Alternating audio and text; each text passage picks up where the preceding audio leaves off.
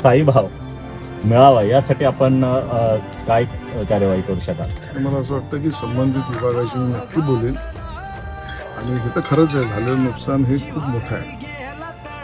आताची परिस्थिती ज्या पद्धतीने प्रतिकूल परिस्थिती जगात सुद्धा आपण पाहतो, त्या सगळ्यामध्ये आपल्या शेतकऱ्याच्या अशा निसर्गाच्या एका अर्थाने जसं म्हणून निसर्गाचा जो लहरीपणा आहे किंवा त्याच्यातनं आलेलं जे नुकसान आहे, त्यात अजूनही शेतकरी आमचा प्रचंड मेहनत करून जे काम करतोय, जसं तुम्ही म्हणालात की या ठिकाणी पाण्याच्या शेतकऱ्याच्या हाती तोंडात आलेला घास सगळं पाण्यात वाहून गेला. साहेब, तुम्ही पण अजून मदतीचा हात पुढे नाही केला.